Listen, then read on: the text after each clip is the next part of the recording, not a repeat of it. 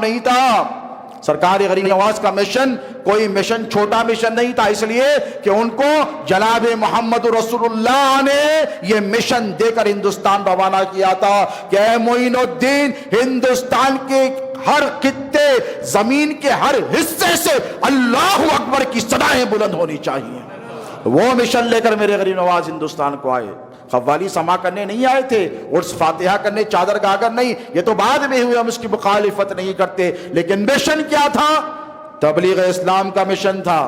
پرتھوی راج نے کہا اب ان کا مقابلہ کیا جائے، اب ہیں ہی کتنے مٹھی بھر، ان سب کو قتل کیا جائے۔ فوجیں تشکیل دیں، فوجیں، تاریخ پڑھو یار پتہ چلے گا، ہسٹری پڑھو ہندوستان کی، آپ کو پتہ آج بھی 800 سال گزر گئے ہیں، ہزاروں ہزیمتیں، لاکھوں شکستوں سے دو چار ہوئے ہیں اس ملک کے رہنے والے غیر مسلم، لیکن سب سے بڑی شکست وہ جسے مانتے ہیں وہ پرتھوی راج چوہان کی گرفتاری کو مانتے ہیں۔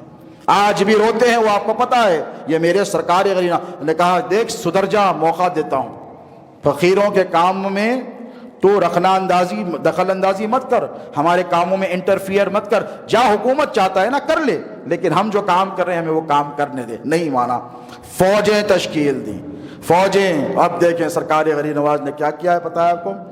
افغانستان میں تھا شہاب الدین غوری، اللہ والا، کئی مرتبہ ہندوستان آیا، 2 مرتبہ ہار کر گیا، جب آتا ہار کے جاتا، اور بڑا نیک، متقی، پرہیزگار، صالح، عبادت گزار، تہجد گزار، شب بیدار، مخلوق کی خدمت کرنے والا۔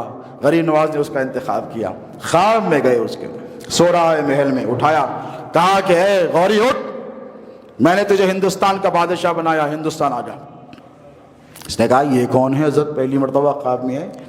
اس نے اگنور کر دیا، دوسرے دن پھر خواب میں آئے، آ کر کہا اے شہاب الدین، میں نے تجھ سے کہا تھا نا کہ ہندوستان کا رخ کر، تو پھر اٹھا، پھر دیکھا، پھر اگنور، تیسرے مرتبہ آئے اور آ کر کہا تیرا دماغ خراب ہو گیا ہے، میں نے تجھے 2 مرتبہ کہا کہ میں تجھے ہندوستان عطا کرتا ہوں، معین الدین تیرے ساتھ ہے۔ ایسے ہی نہیں، اس نے کہا اب تو ماجرا الگ ہے۔ چہرہ بھی صاف نظر آیا، گھری داڑھی ہے، لہیا ہے، کثیف، آنکھیں خوبصورت ہیں، چمکتا دمکتا ہوا چہرہ ہے، اور درویشی لباس پہنے ہوئے، سمجھ گیا کہ کوئی اللہ والا ہے وہاں پر جو میری مدد کرنا چاہتا ہے۔ دیکھو بادشاہ کا لشکر ہے، اسے مدد چاہیے، سپاہ ہے، اسے مدد چاہیے، طاقت ہے، ہتھیار ہے، اسے ایک اللہ والے کی مدد چاہیے۔ کس کی؟ بولیے۔ اسی لیے تو اقبال نے کہا تھا نا کہ کوئی اندازہ کر سکتا ہے ان کے دست و بازو کا، کوئی اندازہ کر سکتا ہے ان کے دست و بازو کا، نگاہ مرد مومن سے بدل جاتی ہے تقدیریں۔ وہ نگاہ مرد مومن میرے معین الدین غریب نواز کی تھی۔ بلائے آیا، جنگ ہوئی، پتہ ہے آپ کو، لوگ کہتے ہیں کہ سرکار غریب نواز صرف قوالی کرنے آئے تھے، محفلیں سجانے آئے تھے۔ وہ کہتا ہے کہ ساری فوج ایک طرف رن پڑا ہے، جنگ چل رہی ہے، ساری فوج ایک طرف، اور میری نگاہ ایک گھوڑ سوار کی طرف ہے جو نقاب پہنا ہوا ہے، وہ جس طرف جاتا ہے کافروں کی صفوں کی صفیں الٹ دیتا ہے۔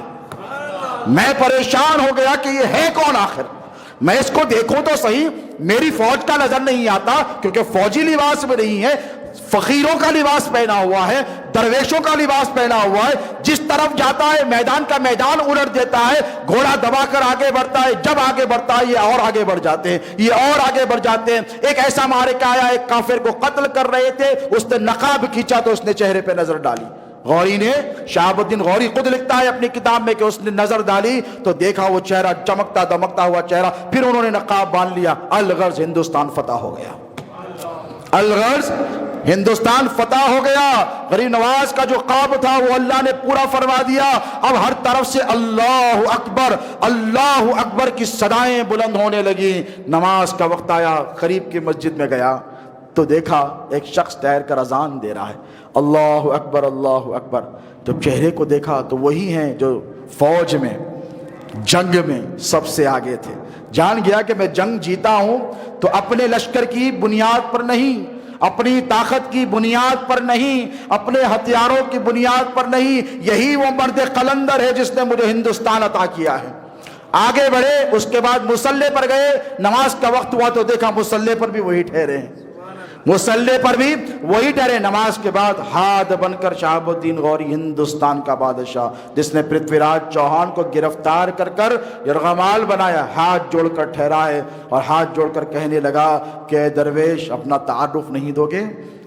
भीख में, खैरात में हिंदुस्तान की हुकूमत अता करने वाले अपना नाम नहीं बताओगे, अपना तारुफ मुझे नहीं दोगे? मेरे मोइनुद्दीन गरीब नवाज मुस्कुराए और मुस्कुरा कर कहा मुझे मोइनुद्दीन कहते हैं। कहा आपका खानदान नहीं बताओगे? तो कहा मुझे देख मैं हुसैन शहीद करबला का जानशीन हूँ, मुझे देख मैं अली का पोता हूँ, मुझे देख मैं मोहम्मद रसूलुल्लाह का नवासा हूँ। कदमों में गिर गया। आज भी उसकी खबर पड़ोसी मुल्क में है। शहाबुद्दीन गौरी की मंजूर नजर ख्वाजा मोइनुद्दीन उसकी मरकत पर लिखा हुआ। ये है फतुहात औलिया अल्लाह की, ये है फतुहात मेरे मोइनुद्दीन गरीब नवाज की, जिन्होंने इस्लाम को बड़ी मेहनतों से हिंदुस्तान की सरजमीन पर फैलाया है। दोस्तों